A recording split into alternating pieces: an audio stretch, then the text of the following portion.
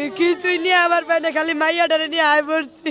খালি আমার ছেলে আয়া তোর মারলো, আম্মা তাড়াতাড়ি বাইরেও আগুন লাগিয়ে গেছে, দৌড়াইয়া যায় দিই। আসলেই তো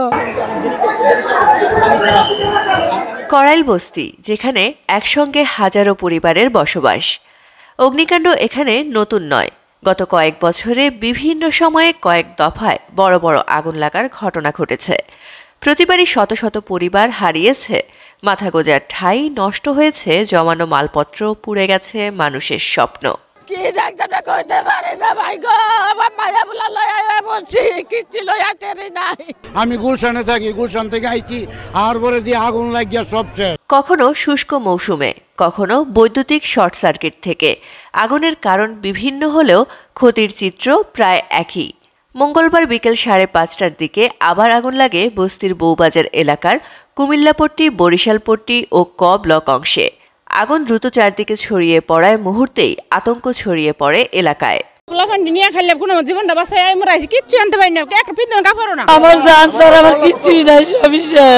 খবর পেয়ে প্রথমে ফায়ার সার্ভিসের 11টি ইউনিট, পরে আরও 8টি ইউনিট যোগ হয়ে মোট 19টি ইউনিট কাজ শুরু করে আগুন নেভাতে। ফায়ার সার্ভিস কর্মীদের পাশাপাশি আগুন নেভাতে এগিয়ে আসে স্থানীয় বাসিন্দারাও। আগুন থেকে নির্বাচনের পানি দেয়া এইটা একটা ব্যবস্থা আছে। চলো ফায়ার সার্ভিস আরো আসে, আরো ইউনিট এসে কাজ করে, এদিক দিয়ে আসতে পারবে, ওদিক দিয়ে আসতে পারবে, বনে দিয়ে আসতে পারবে, গুলশান দিয়ে আসতে পারবে। টানা 5 ঘন্টার বেশি চেষ্টা শেষে রাত 10:35 আগুন নিয়ন্ত্রণে আসে। চারিদিকে হয়তো পানি আছে, কিন্তু পানিটা নির্দিষ্ট যে সোর্স, আগুন যেখানে জ্বলছে অথবা যেখানে লিঙ্ক আপ হচ্ছে আগুনটা, সেই আগুনে পৌঁছাতে একটু সময় লাগছে। অগ্নিকাণ্ডে ক্ষতিগ্রস্ত হাজারো মানুষ এখন আশ্রয় নিয়েছেন খামারবাড়ি ঈদগাহ মাঠ, এরশাদ স্কুল মাঠ এবং মহাখালী টিএনটি মাঠে। খোলা আকাশের নিচে বসে তারা রাত কাটাচ্ছেন নগণ্য কিছু মালপত্র নিয়ে। বাচ্চারা ক্লান্ত, মা বাবারা উদ্বিগ্ন। আগুনে হারানো ঘর কিভাবে আবার নতুন করে গড়ে তুলবেন, সেই ভাবনায় অস্থির সবাই। করাইল বস্তিতে অগ্নিকাণ্ড যেন একটি পুনরাবৃত্ত দুঃস্বপ্ন।